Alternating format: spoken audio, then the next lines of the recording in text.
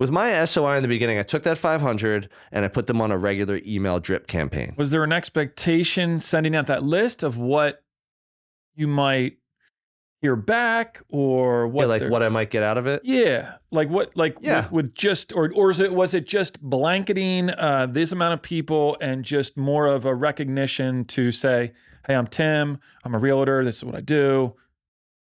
Hit me up. So in the beginning with my SOI, I did a few different things. Like email was probably the backbone of my reaching out to them and letting them know that I'm in real estate. Like, here's what I focus on. Here's what I know. Here are the people I know. So that's really how I started in the beginning.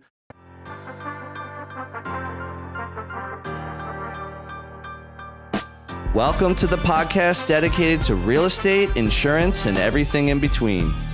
Join us as we take you along our own brokerage building journeys with additional wisdom from our network of business experts.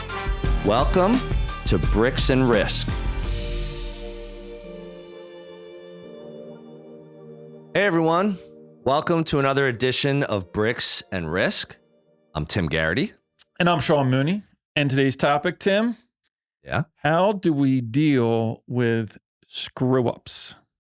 I like that. Particularly the employee screw up, or let's call it mistake. Okay. Mistakes.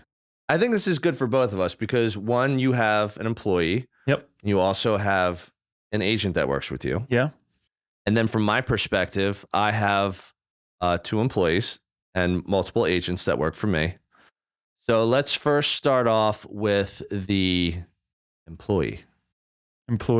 I think this is a good one. I think this is going to relate to a lot of people. So when we're talking about an employee and screwing up, we chatted about this in a previous episode where I mentioned the quote from Shark Tank where Barbara Corcoran said, 80% is good enough. And I think with that quote, that's where you want to be. But you and I both know with employees, chances are your first one or even maybe your second one, you're not going to be in that 80% range. Yeah. And there will be screw ups. So with that being said, let's go over, I have an example. So this is the first time we hired our office administrator.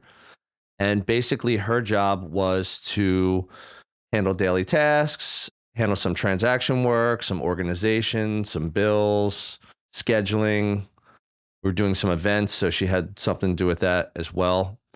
And we had her for, I think, like a little less than a year. And unfortunately, after that period of time, we realized like it just wasn't a good fit. But that was due to multiple screw-ups. It wasn't just one. So I think one of the hardest things to do when you're hiring people is you don't expect them to screw up at all. Wait a minute. You hire someone and don't expect them to screw up?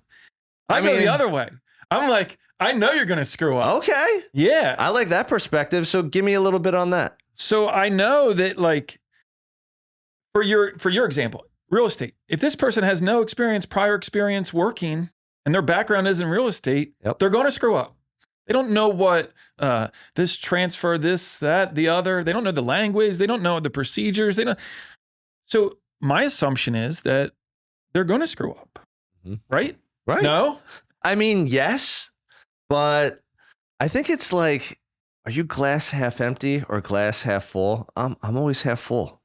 Someone asked me if I want a beer. I got half a beer left. I'm like, nah, I'm good. Whereas sometimes you got half a beer and people are like, yo, get me another. I only got half left.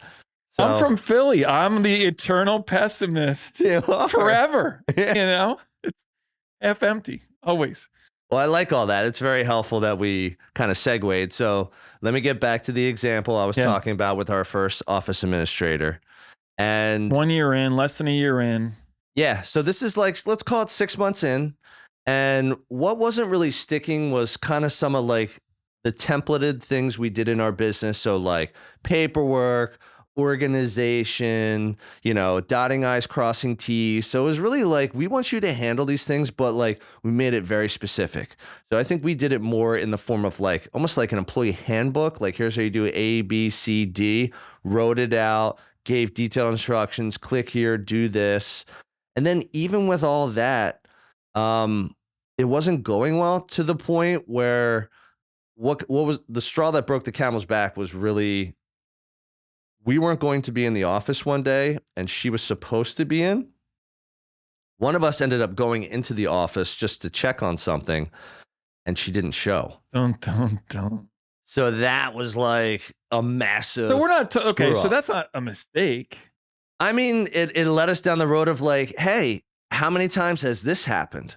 Because we weren't in the office every day. Our jobs don't require us to be in the office every day. Most of my job is done on the street. I'm either out with clients, out with agents, networking with vendors or business contacts, or working out of my home office. I'm super productive out of my home office. Yeah. So that was really what kind of led to that major screw up, in my opinion. That was really what it was, is more like a lack of trust. And then once that happened, we knew we needed to move on. So accountability, not that they messed up. It was more of a performance based, more of, are we on the same page? And clearly they weren't. Yeah, it was a lot of little things that led up to that. We were already like kind of unhappy with where things were going. But again, I always looked at that. It's like, you got to look at it from both sides. Like, maybe we weren't training good enough, or maybe our delivery system of putting everything in text in a handbook isn't the method that worked for her. Like, she wasn't absorbing it well that way. Maybe she needed more one-on-one time. Maybe she needed like video training.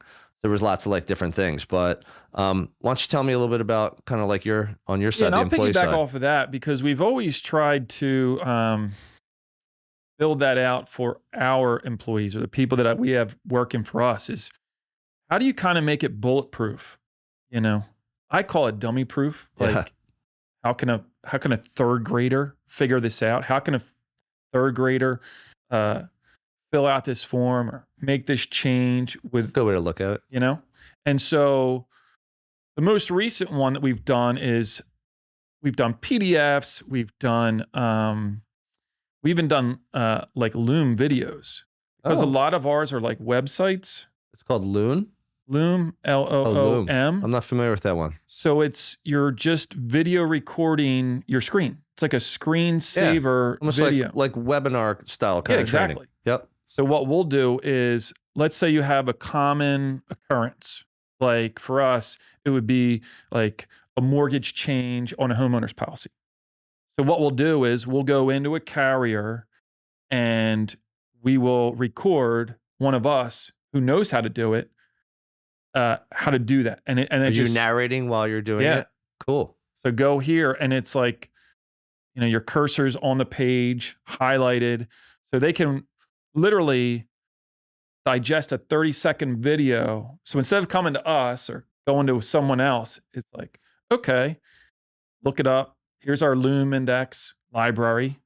So you look, okay, mortgage change, search, Bing, right on the video, and they can watch 30-second, 1-minute video that's like an explainer video. Yeah. Here's a question on that real quick. So with Loom, do you store everything on Loom, or do you kind of take that, download it, throw it in one central database with everything? Like, how do you do it? Yeah. So we actually got off of Loom's one of the tools that we used.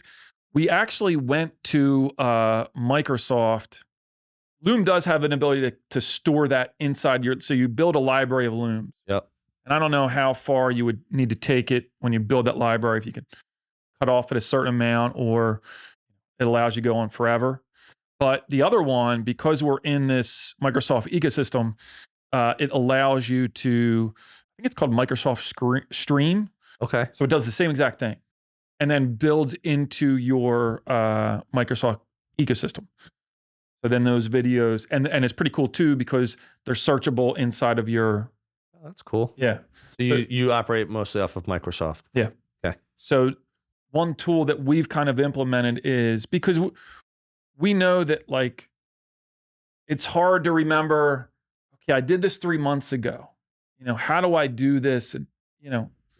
have that on your memory as to, oh, I know how to do this. It's a lot easier from my viewpoint for that employee, search it, watch the video, and boom, right there. Nice. So that's something that we've tried to incorporate to make it easier. And I think that's what it is trying to make it easier for the employee to do these different tasks that we're asking for. So let me interject. So you're 11 years in. Loom is something that you've learned over time is an efficient, probably inexpensive way to train people. Yeah. So let's talk about your screw ups. Yeah. Where were the employee screw ups that really got you to be like, hey, I kind of need a system where I can do it in this way, deliver it in this fashion, organize it, really succinctly, really efficiently. And you had to have built up to that. You don't just have an employee screw up when you start in your business and say, oh, I need Loom. So why don't you dive into that a little bit? Well, I think during a period of time is we had virtual assistants, and we had them working you were a VA guy for a while. Yeah. And so we didn't have the ability to just have that person come over to my desk. I think that was the impetus of me really trying to gear this thing towards having a library of certain requests that are common, like the most utilized, right? So you take your top 10, requests from your clients, and then you build out that way. And then you can always add in like, oh, this person needed this request, or, and then you just add in. So VAs were really your first experience of like, hey, like they're screwing up on really simple, easy things. And part of the problem is that we're not in the same room. Right. So VA, just so everyone knows, is virtual assistant that we talked about. And Sean had some in the beginning. You had a few, right? Yeah. During a period of time, there was 2. Okay. 2 women that were doing the back office work. And so I think that was the reason, like, oh man, I gotta get something that's going to enable them to be more comfortable doing these types of changes, and then also doing them succinctly enough and making sure that they're done properly. I think that was what was driving me to, implement these videos. Awesome. And there's even a new one now that I haven't really gotten into, but I have looked at, where there's, I don't know if it's AI, but something where it will watch your screen, capture your screen, you talk into it, and then it'll take screenshots. Yeah. So basically it'll run instead of doing the video, it'll just take screenshots of when you do these changes, like move mouse here. Yeah. And then as you're talking, it'll dictate, and then it'll take, it'll like print out the directions as you're speaking. Wow. And then it'll be a file format. And then basically, then you can store it. And then that person has the screen. So you could do video if you want to do video, or you just do like the screenshot with the narration in text. Okay. And it just kind of built, and then you just build it out. Very cool. So I'll have to check out Loom. Yeah. I think Loom's a good one. Yeah. Since you're not in Microsoft. Right. Yeah. Yeah. We've seen a lot of different agents use it for a lot of different things, but it's one that's easy that you can just use, capture, and your face is like a bubble on the screen. So you're like talking. Oh, nice. Yeah. So it's kind of like, it's got you like in the corner somewhere in the middle where they actually see your body language, your mannerisms, how pissed you are, how not pissed you are. Why can't you get this right? This is the third Loom on this topic. Jeez, how many Looms do I need? Yeah. Come on. So again, another tool that I think might be helpful for some people out there. You should check it out. Very easy to use. And you can bring team members in. Okay. They can see it. They can edit it. You can put like special notes like at the 1 minute mark. And it's pretty good. Hey everyone, this is Tim, your favorite Bricks and Risk co-host, but don't tell Sean. I hope you're enjoying this episode, and I'll get right back to it in a moment. Our audience grows through word of mouth, so if you would please take a moment of your time and give us a review on the platform you're on, that would be fantastic. Please also help spread the BNR word by sharing your favorite episode with a friend. We greatly appreciate your time and trust. Now, back to the show. So let's jump into another part of screw ups, because it's not just employees that we work with. Obviously, clients, they're, not always perfect. Nothing can touch them. So they don't do anything wrong. Right. It's all on us. Right. So when we look at it that way, which we have to as business owners, there's the employee. Then there's also, in both of our businesses, we have agents. So you have an insurance agent, Yep. like a junior agent. Yep. I have real estate agents, realtors. So let me dive into that a little bit. So with the agents, one of the biggest things I dealt with early on was, please don't say the wrong thing. Please don't do the wrong thing. Because in real estate, when you're the broker of record, if an agent screws up, they're coming after you. Yep. Whether it be the client or the state or whatever, a complaint. Yep. Now, I will say in 9 years, we have had no dings against our record, which is fantastic. But there's definitely been like little things with agents where there's two ways to look at it from my position. There's we just got a cold lead through our website, through social media, through an email newsletter, like something like that. Like something just like came Sure. in, someone filled out a contact form. Yeah. Here's my need. And you give that person out. There's less of a concern with that. But then there's also, within like the last couple of years, myself, Andrew, and Ryan have been practicing less as agents and giving away more of the clients that we have worked with, because it's a better use of our agents' time than it is of our time. Right. Not to say that we can't help them or do a great job. Obviously, we can. And when I help one of those clients, all the commission stays with the company instead of a portion of it. But as you have said before, you have to learn how to build out your time properly. And building our time is also in sharing with leads and clients.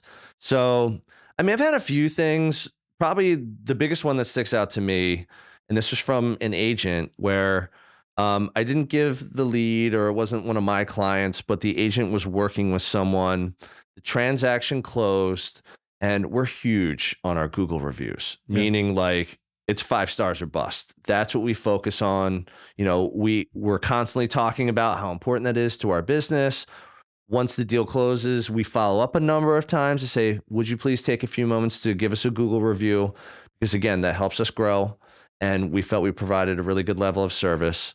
So with this agent working with this client, the client went on and gave us a really terrible review. Yeah. Like, it was like 2 stars. Yeah. And it was all about the agent that he worked with. And we're like, ah. So it's like, you can't fault the agent. One, the agent was kind of new, so they're learning. But the fact that this client of his went on to do that to us, like, do you know what I did? I basically said, I'm going to reach out and I'm going to talk to this person and figure out why he went online to do that instead of just calling or emailing or texting. So I called this client and said, hey. Well, let me, do you have is it an automated system to get that review? It is. Yeah. It's multiple touch points to say, like, please do it, please. Yeah. Go ahead. Yeah. Go ahead. So anyway, so I call this person, the client, and I say, hey, you know what? I appreciate you taking the time to review us, but the review was low. Can you tell me a little bit more besides what you said here as to why that service wasn't what you expected or what you wanted? And he went on to, 10, 15 minutes about how piss poor it was, unfortunately. And I said, all right, well, a couple things. One, I never heard from this agent. So if there's anything I could have done to help this agent, because he's new, I would have helped along the way, but I didn't hear anything about your particular transaction. Right. So just know, if I had heard something, I would have stepped in earlier. Yeah. And I'm sorry that I didn't. And I said, the second thing I want to say is that if you look at our reviews, they're all good. Like, we take a lot of pride in our reviews. So is there any way you would reconsider not having your review be public now that we've spoken and I'm addressing your concerns? And he actually said, I really appreciate you reaching out. And while the service wasn't what I wanted, he's like, I can tell that you care about your business. So I'll go ahead and take it down. And I was like, awesome. So after I got off the phone, I was like, man, like, that was a really good feeling. Even though it was a screw up by one of our agents, which is going to happen, especially if you run a brokerage and you have a lot of agents, it's going to happen. So it felt really good, one, to have that conversation because that person really understood how much I cared about my business. So the screw up wasn't necessarily like for nothing, like it helped. And two, it also helped to know that, like, if you're truly serious about your business and how it looks, like, online reviews are everything. I usually say they're almost like currency. Yeah. Because they're so important. It's like, if we do anything, if we go to eat, get coffee, We want to go stay at a hotel, we want to travel, like you want to work with someone, you get new tires and auto shop, you're gonna Google and be like, reviews and just get a sense of like, okay, if there's 2 reviews and they have 3 stars, I might give you a little bit of a pass because you don't care about your reviews. For a coffee. But if you got 50 reviews and they're 3 stars, like I'm probably not going, unfortunately. But this might be a topic for another day because I would love to go down that rabbit hole. Yeah. And go like deep. But number one, I would say that Google reviews, bad ones, aren't always a bad thing. Okay. Let me hear that perspective. Because, so let me put this. If you have 50 reviews and they're all 5 stars, don't you think some people are going to be like, well, who are they paying for those reviews? And how can you be a business running a business and have 50 5-star reviews? Not like it's. This is the Mooney perspective. Yeah, no, not my perspective. but there's some artificialness to having all good reviews. So that's number one. Is that people? I think when you get bad reviews, I think that actually lends more credibility to your good reviews. That's not a bad point. So I think by having both, someone might say, "Man, they got 50 reviews and 49 are 5-star." There's maybe some more trust with that. And then number 2 is, I got 3, but 2 is... You got time, go for all 3. 2 being, it allows you, let's say that person didn't pick up or didn't respond or anything like that. Yeah. I think it's a great opportunity for you to reply in that review and have that agent reply back in the review. Yeah, no, that's really valuable. Hey, I'm a new agent. I realize that I could have delivered better for you and I could have done X, Y, and Z. And, I really appreciate the feedback because that's going to help me become a better agent. Now you're really owning it. Right. And it's publicly visible that you're owning it. Yeah. I like that feedback. And so people are going to see it when they're online and think like, oh, wow, you know what? Because people realize people make mistakes. Right. And for me, it's always not how the mistake was made, but what are the steps after the mistake to recognize it and to try and like address it. Yeah. And then number 3, when we do our review deep dive, inside your automated system, there should be a catch, and it's a pre-screen. So if someone did a 2, they're not dragging over to the review. Wow. Oh, I dig that. It's a pre-review because we could talk about that for a while. Because you're spitting them out. You're spitting. Hey, review. And then if you get in that dragnet, you get one that's like these guys are horrible. Yep. It's not going to take them over. All right. So and I appreciate all that. It's really awesome feedback. Tell me about your agent right now. Has there been a screw up or screw ups that, again, I know you've been more of a one-man show in your 11 years. We have different businesses. Yep. Mine requires more boots on the ground. You can do more from an office. Yep. So two, I'll go employee 2, and because there's one that's pretty timely that we've been dealing with, and one from the agent side. So on the employee side, it was recently done where someone made a mistake. And it was one of those ones where they reached out, tried to do a good thing, and then it just turned into something that was bad.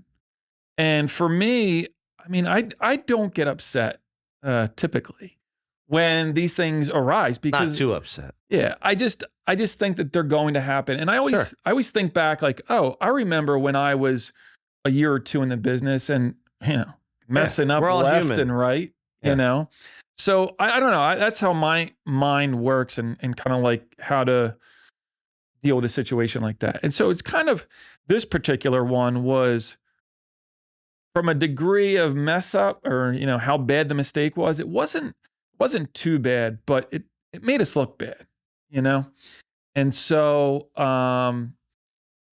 I just kind of said, how did this happen? And then we kind of reviewed it. And the important thing for me is just taking ownership of it.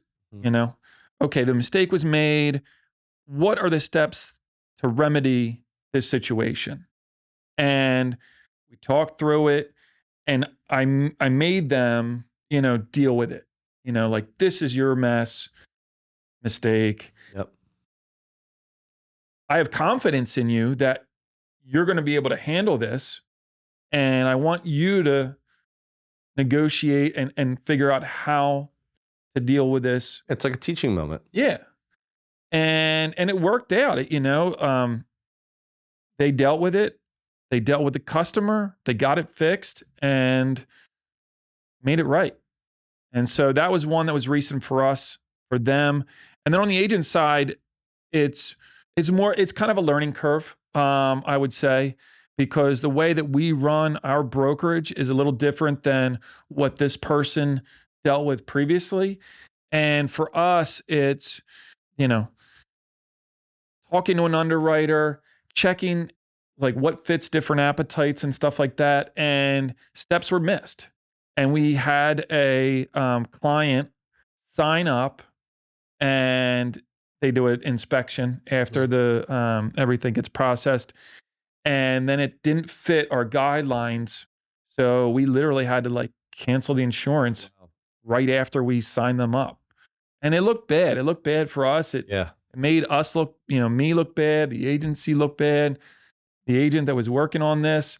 And I kind of did the same thing as to like, all right, well, how did this happen? And kind of went through step by step in terms of beginning, middle, and kind of how it panned out in the end. I made sure that the agent was communicating, with the client because it was something that could have been fixed, but they didn't know up front and, felt like they were led down this path of, All right. So now that I've shared some of my war stories, and you have too, let's talk about the last bullet, which is really trusting in others to scale. So you and I both know if we tried to do everything on our own, you're just not going to go anywhere. Yep. There is an actual ceiling to how much you can do without either completely burning out, going insane, just not getting a return on your time anymore.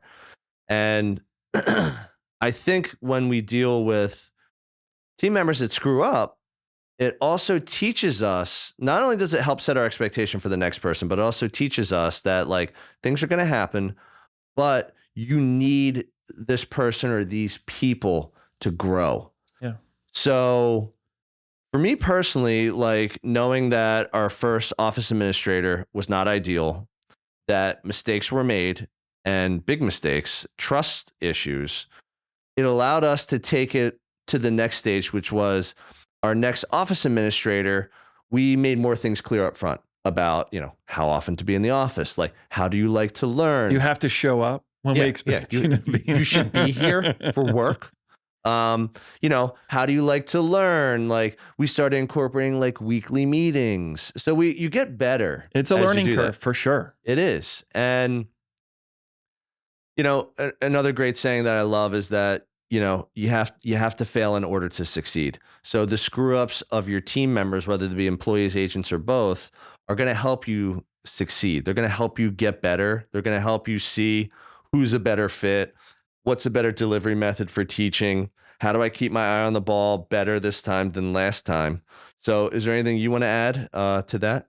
I always say you learn more from mistakes. Yeah.